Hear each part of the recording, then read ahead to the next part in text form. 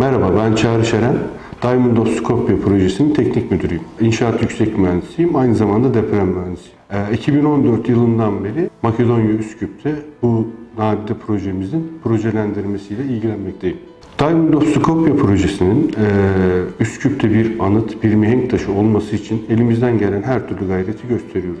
1963 yılında yaşanan 6.3 şiddetindeki depremin etkileri ve yarattığı büyük felaketten derslerimizi alarak uluslararası proje firmalarının ve danışmanların desteğiyle projelendirmemize devam ediyoruz. Yerel kurumlardan deprem enstitüsü olan İZİS firmasıyla 2014 yılından beri başladığımız ortaklık hem akademik alanda hem de projelendirme alanında devam etmektedir. İZİS firmasıyla zemin etütlerinde ve zemin iyileştirmelerinde binanın bu depremleri yaşamaması için gerekli tüm projelendirmede destek alıyoruz. İZİS firması dışında 135 yıllık bir mühendislik geçmişi olan Royal Haskoning firmasıyla geoteknik danışmanlık konularında çalışıyoruz ve tam zamanlı olarak uluslararası mühendislerini şantiyemizde istihdam ediyoruz. Tüm zemin araştırmalarımız proje başlamadan önce Geings Krabs & Kiefer tarafından yapılmıştır. Bu değerli danışmanlarımızın ve uluslararası firmaların bilgileri ışığında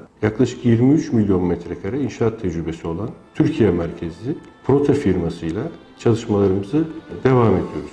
Tüm statik projelendirmeler, yapısal projelendirmeler bu firma üzerinden yerel ortaklarla beraber yapılmaktadır. Prote firmasıyla İstanbul Yeni Havalimanı, Priştine Havalimanı ve Ankara Hızlı Tren Garı projelerinde beraber çalışmış bulunmakta ve bu projemizin yapısal danışmanlık hizmetleri ve projelendirme hizmetlerini almaktayız. Projelendirme aşamamızda yerel PBAB ve PIOS kodlarını kullanıyoruz. Ayrıca projemizde Eurocode 1 ve 8'in en olumsuz koşulları oluşturan tip 1 spektrumunu kullanıyoruz. Yerel kodlara göre binamızın kategorisi 1 olup aynı kategoride 40 megawatt üzeri enerji üretim tesisleri, tarihi değer taşıyan binalar ve anıt binalar yer almaktadır. Yerel kodların önerdiği üzere böyle binalar yapılmadan önce bir geofizik danışmanlık ve deprem raporu sunulmak zorundadır.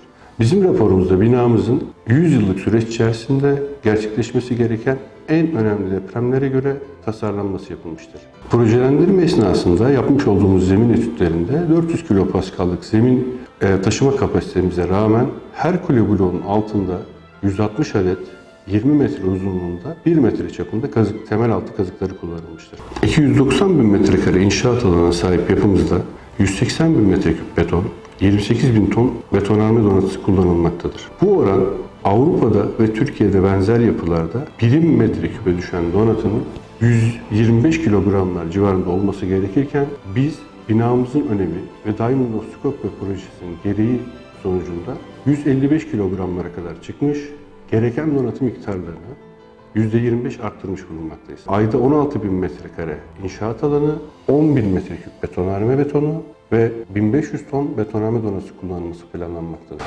Bu 21 ay içerisinde Üsküp'e Diamondoscopia gibi bir anıt projeyi kazandırmanın onurunu yaşayacağız. Bu anlattıklarının tamamı aslında şu demek. Her proje için gerekli standartlar mevcuttur. Ama burası Diamondoscopia. Bizim için hiçbir standart yeterli değil. Çünkü her şeyin en iyi, en kaliteli ve en verimli olması için buradayız.